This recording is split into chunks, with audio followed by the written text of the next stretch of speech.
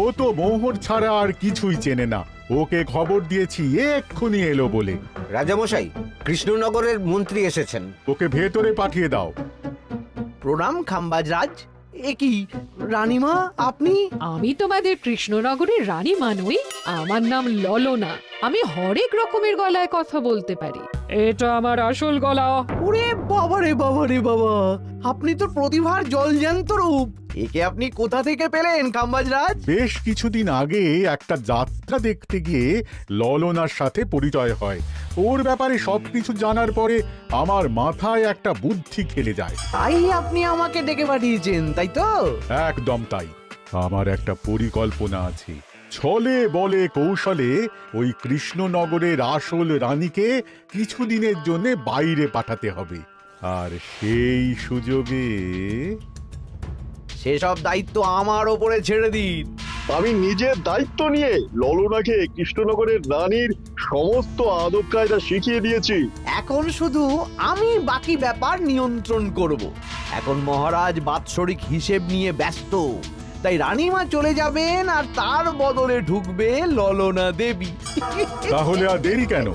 আজ রাতেই বেরিয়ে পড়ো।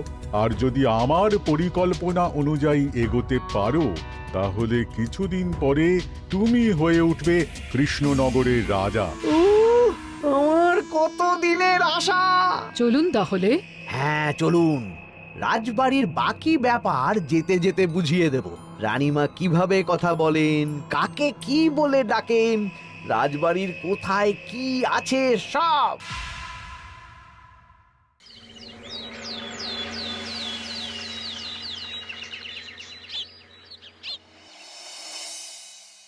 কি গো গিন্নি, জ্বরটা নেমেছে?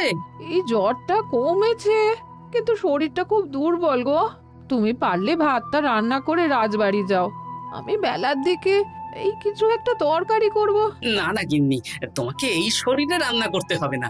আমি তরকারির সবজি কুটে রাখছি। হ্যাঁ, ওই পুটির মাকে বলে রাখবো, ও এসে রান্না করে দেবে। তাহলে তো ভালোই হয়। জ্বরে একেবারে শরীরটা দুর্বল করে দিয়েছে গো। হ্যাঁ, তুমি বিশ্রাম নাও গিন্নি, আমি রান্নাঘরে যাই।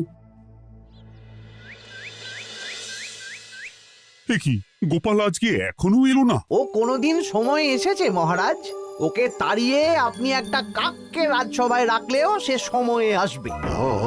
আসলে গোপালের গিন্নির খুব জ্বর, আমি দেখে এসেছি। তাই হয়তো ওর গিন্নির সেবা শুশ্রূষা করতে গিয়ে গোপালের দেরি হচ্ছে। তোমাকে আর গোপালের হয়ে কাসুন্দি গাইতে হবে না। এই তোমরা থামো তো। একটু দেরি হয়ে গেল মহারাজ। আসলে গিন্নির খুব জ্বর, তাই কিছুটা রান্না করে এলাম। আচ্ছা আচ্ছা আচ্ছা, তা এখন তোমার গিন্নির শরীর কেমন আছে? আগের থেকে ভালো আছে মহারাজ, জ্বরটা কমেছে, কিন্তু শরীর খুব দুর্বল। বেশ বেশ, একটু যত্নআত্তি করো। যাই হোক, আজকে সারা বছরের খরচের হিসেব আর আগামী অর্থনৈতিক বছরের প্রকল্প নিয়ে আলোচনা হবে। আলোচনা শুরু করা হোক। বিগত অর্থনৈতিক বছরে বিভিন্ন খাতে মোট খরচ হয়েছে 15,700 মোহর, আর বিভিন্ন কর বাবদ উপার্জন হয়েছে 22,000 মোহর। তাহলে তো মহারাজ ভালোই লাভ হয়েছে। এবার আমাদের দিকে একটু নয়ন মেলে তাকালেই হয়। সেসব তো দেখবই, কিন্তু তার আগে আমি মন্ত্রীর সাথে বিগত বছরের সব খরচ নিয়ে হিসেবে বসবো। হ্যাঁ, বেশিরভাগ দায়িত্ব তো মন্ত্রীমশাইয়ের কাঁধেই থাকে, তাই উনি কোনো হিসেবে জল দিয়েছেন কিনা সেটাও পরখ করে নেওয়া যাবে। এত কাজের চাপ যাচ্ছে কদিন, শান্তিতে ঘুমোতেও পাচ্ছি না। মন্ত্রী, তুমি আজ বিকেলে রাজবাড়িতে চলে এসো। বিগত অর্থনৈতিক বছরের হিসেবগুলো একবার দুজনে বসে মিলিয়ে নেব। আচ্ছা মহারাজ, যা করার তাড়াতাড়ি করে নিতে হবে। এখন দেরি করলেই এই বছরের প্রকল্পগুলো শুরু করতে দেরি হয়ে যাবে। মহারাজের জয় হোক। বলো প্রহরী, তুমি কি কিছু বলবে? মহারাজ, একজন কালো চাদর মুড়ি দেওয়ার লোক এলেন আর আমার হাতে এই চিঠিটা ধরিয়ে দিয়ে চলে গেলেন। এই গরমে চাদর মুড়ি? অদ্ভুত লোকটা। কি রে বাবা? সর্বনাশ! কি হলো? তোমাদের রানীমার জ্যাঠামশাই খুব অসুস্থ, তাই পরিবারের সবার সাথে দেখা করতে চান। ও মা গো! আজ সভা এখানেই শেষ। এইবার শুরু হবে আসল খেলা। কি বলছেন মহারাজ? হ্যাঁ রানী, আমাকে এক্ষুনি জ্যাঠামশাইয়ের কাছে যাওয়ার বন্দোবস্ত করে দিন মহারাজ। কিন্তু রানী, তোমার জ্যাঠামশাইয়ের বাড়ি কৃষ্ণনগর থেকে ঘোড়ার গাড়িতে গেলেও তো 1.5 দিন সময় লেগে যাবে। এদিকে আমার এত কাজের চাপ।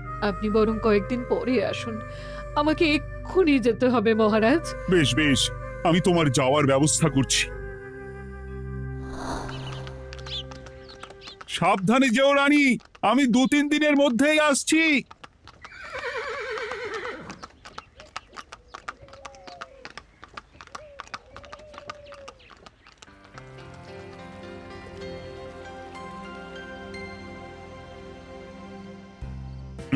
মন্ত্রী, বিগত অর্থনৈতিক বছরে আমাদের পাঠশালার উন্নতির জন্য কত খরচ করা হয়েছিল একটু দেখো তো।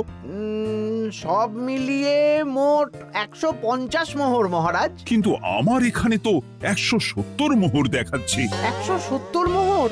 তা কি করে হয়? একই রানীমা, আপনি ঘোড়ার গাড়ি করে গেলেন আর হেঁটে চলে এলেন? সে আমার ব্যক্তিগত ব্যাপার, তুমি তোমার কাজ করো।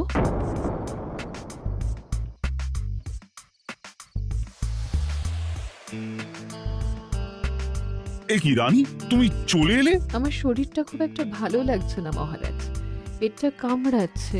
তাই সহিসকে বললাম ঘোড়ার গাড়ি নিয়ে জ্যাঠামশাইকে দেখে আসতে, আর আমি বাড়ি চলে এলাম। ও, সহিস এসে খবর দেবে, তারপর আমি আর আপনি দুজনে একসাথে যাব। বেশ বেশ, ঠিক আছে রানী, তুমি বিশ্রাম নাও। বিশ্রাম না, আমি একটু স্নান ঘরে যাব। পেটটা কেমন মোচড় দিচ্ছে। মহারাজ কিছুই বুঝতে পারেনি, মজা জমবে।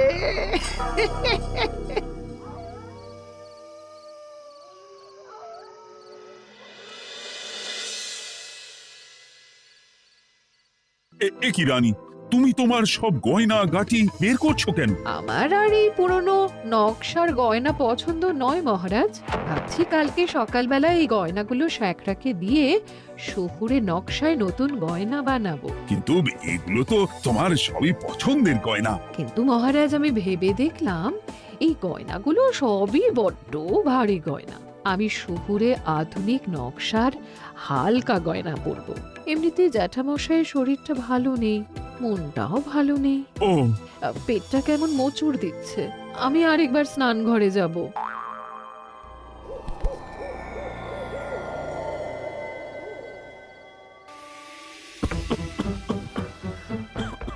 ওই তো মন্ত্রী মশাই এসেছে।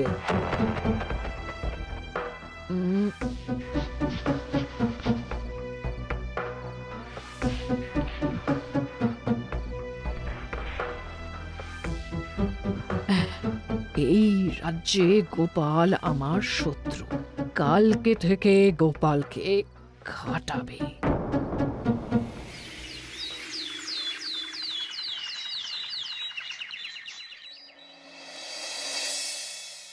হায় হায় হায়, কি হলো রানী, কি হলো?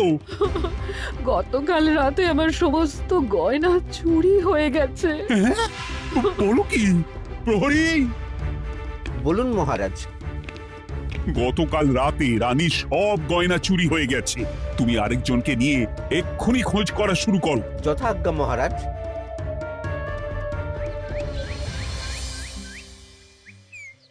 আমার সব গয়না চুরি হয়ে গেল, এবার আমি কি করব? রানী তুমি কেঁদো না, সেই সকাল থেকে কেঁদেই চলেছ। আমি তো প্রহরীকে খোঁজ করতে পাঠিয়েছি। এই সব প্রহরী কর্মচারী কাউকে বিশ্বাস হয় না আমার। আজ থেকে সবাইকে ছুটি দিয়ে দেব। কি বলছো তুমি? সবাইকে ছুটি দিয়ে দিলে রাজবাড়ির কাজ কে করবে? কেন? আমাদের সবচেয়ে বিশ্বাসযোগ্য সভাসদ গোপাল আজ থেকে রাজবাড়ির সব কাজ গোপাল করবে। কি বলছো? আপনি কি বলতে চাইছেন? গোপাল বিশ্বাসযোগ্য না? হ্যাঁ, গোপাল আমার সবচেয়ে প্রিয়।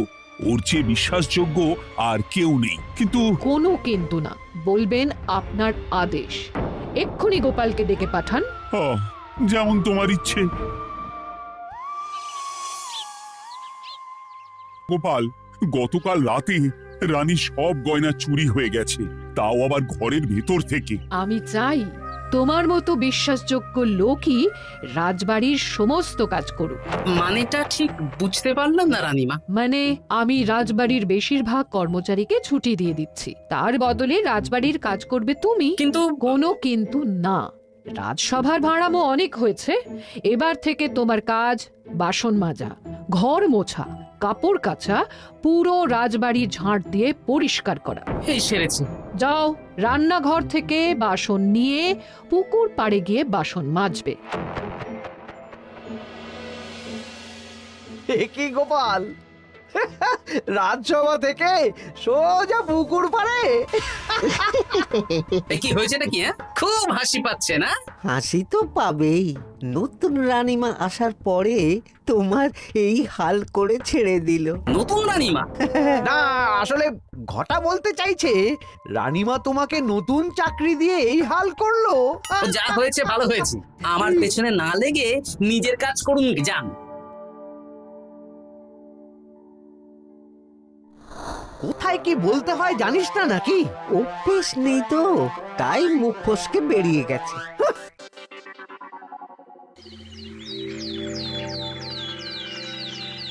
রাজ্যে চোরের উপদ্রব বেড়ে গেছে, তাই আমরা কিভাবে চোরের উপদ্রব কমানো যায় সেই নিয়ে আজকে একটা আলোচনা করব। কিন্তু মহারাজ, রাজসভায় এখনো তো সবাই আসেনি। এই তো এসে গেছি। ওই রাজবাড়ির জামা কাপড় কাচ্ছিলাম।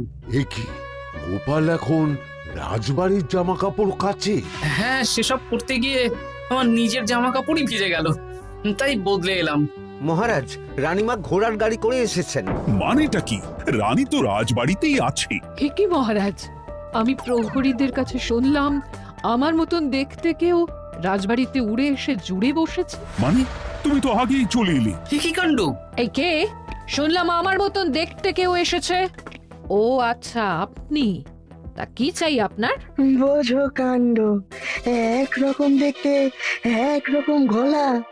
এ বলে আমি আসল, ও বলে আমি। হায় হায় হায়, আসল নকল বোঝাই দায়। একটা নয়, দুটো রানী। আমার জ্যাঠামশাই একদম সুস্থ। এই মহিলা নিশ্চয়ই ভুয়ো চিঠি দিয়ে নিজের রাজবাড়িতে ঢোকার সুযোগ খুঁজছিল। একদম বাজে কথা বলবেন না। আপনি কে সত্যি করে বলুন। সমস্যা, ঘোর সমস্যা। আমার কোনো পাণ্ডিত্য দিয়ে বুঝতে পারছি না কে আসল আর কে নকল। আমি আসল, বিশ্বাস করুন।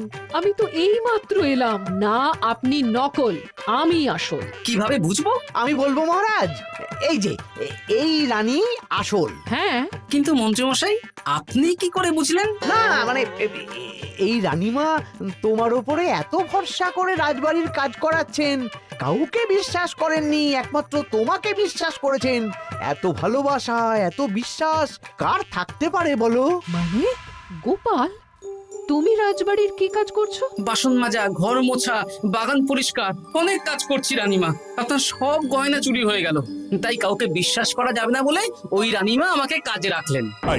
এই ওই বন্ধ করে একটা উপায় বের করো। বেশ, আমি ধরে নিচ্ছি দুজনেই আসল।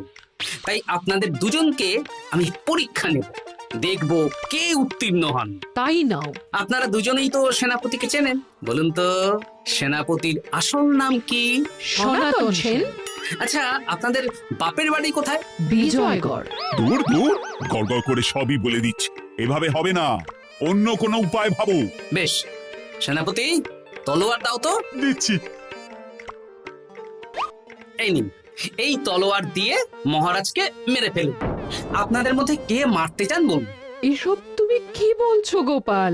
মহারাজ আমার পতি পরমেশ্বর, ওনাকে আমি মারতে পারি? আমি স্বপ্নেও ভাবতে পারিনি গোপাল তুমি এই জঘন্য কাজ আমাকে করতে বলবে। আমি নিজের প্রাণের আহুতি দিতে পারি, কিন্তু মহারাজের গায়ে একটা আঁচড়ও দিতে পারবো না। উফ, খাম্বাজরাজ বেছে বেছে এক ধুরন্ধর নারীকে পাঠিয়েছেন, কোনো জবাব নেই। আমি বুঝতে পারছি না মহারাজ, এনাদের হাবভাব, কথাবার্তা, রূপ সবই একরকম। তবে যিনি ঘোড়ার গাড়ি চেপে এখন ফিরলেন, তিনি আসল হলেও হতে পারেন। আমি আসল, বিশ্বাস করুন। বললেই হলো? আসল হলে প্রমাণ করুন। বেশ, আজকে আর মাথায় কিছু আসছে না, আমি কাল আসবো। ততক্ষণ আপনারা দুজনে রাজবাড়ির দুটো ঘরে থাকুন। কি ছক মারিতে পড়লাম রে বাবা।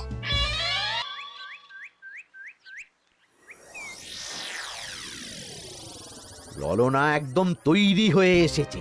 দারুণ মজা হচ্ছে বলুন। এবার শুধু একবার আসল রানীকে সরিয়ে ললনা যদি রানী হয়ে যায়, তাহলে রানীর গয়নার মতন সব আমার হাতে চলে আসবে। তারপর কি হবে? তারপর ধীরে ধীরে মহারাজকেও কায়দা করে সরিয়ে দেব, আর খাম্বাজ রাজ আর আমি এই দুজনে মিলে এই রাজ্য চালাবো। ও কি বুদ্ধি আপনার মাথায়।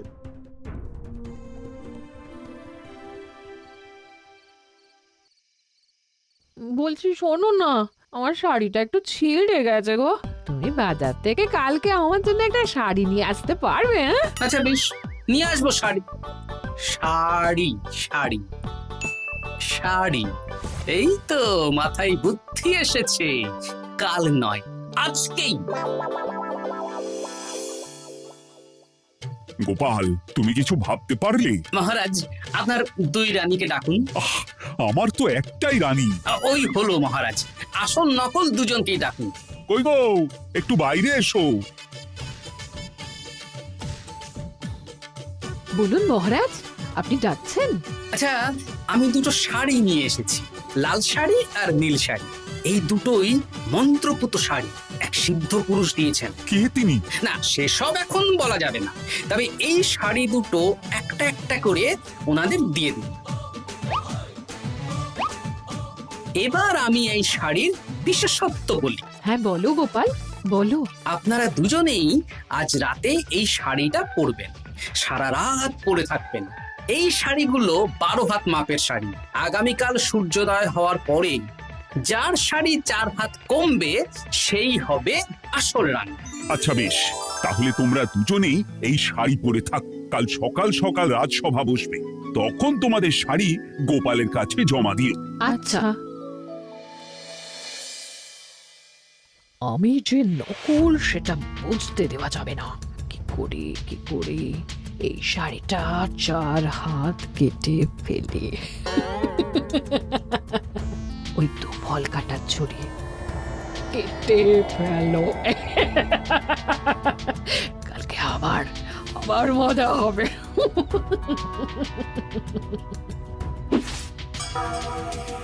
হে ঠাকুর, রক্ষা করো ঠাকুর, আমার শাড়িটা যেন 4 হাত কমে যায়। ঠাকুর রক্ষা করো।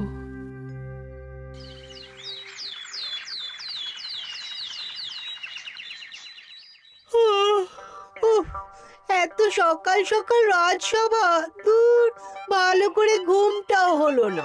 আমি তো ঘুমোইনি, চিন্তায় ঘুমই আসেনি। কই গো, তোমরা এসো।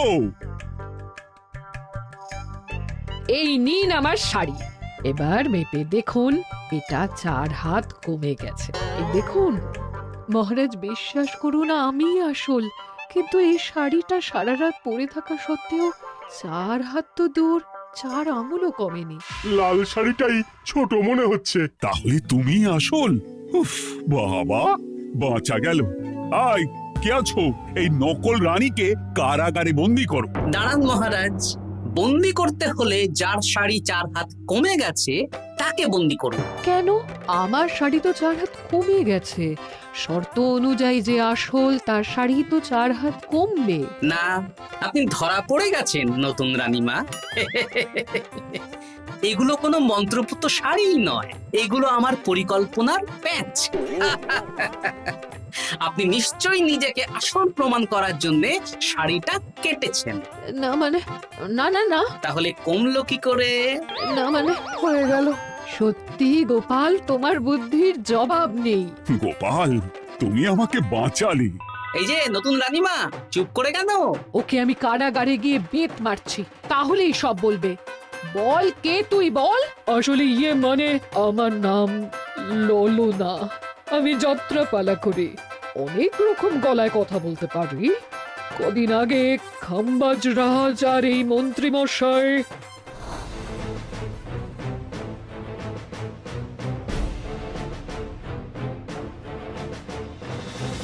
বাহ বাহ বাহ বাহ বাহ, এ তো দেখছি ললনার ছলনা। তার মানে রানীমার গয়না ওগুলো তো সব মন্ত্রীকে দিয়েছি, জানলা দিয়ে কাপড়ে পেঁচিয়ে নামিয়ে দিয়েছি।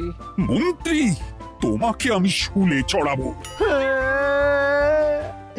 ভুল হয়ে গেছে মহারাজ, আমাকে ক্ষমা করুন। প্রাণে মারবেন না, সব গয়না ফেরত দিয়ে দেবো মহারাজ। তুমি শত্রু রাজ্যের প্ররোচনায় এত বড় ক্ষতি করতে চেয়েছিলে? ক্ষমা করুন মহারাজ, ক্ষমা করুন। সেনাপতি, মন্ত্রীকে 1000 বার বেত্রাঘাত করো। আর এই ললনার কি হবে? আমি অনেক দিন ধরে বাড়িতে একটা কাজ করার লোক খুঁজছি, ওনাকেই পাঠিয়ে দিন। আমার গিন্নি শুয়ে বসে থাকবে আর উনি খাটবেন। নয়, হ্যাঁ, ললনার ছলনা ভেস্তে গেল।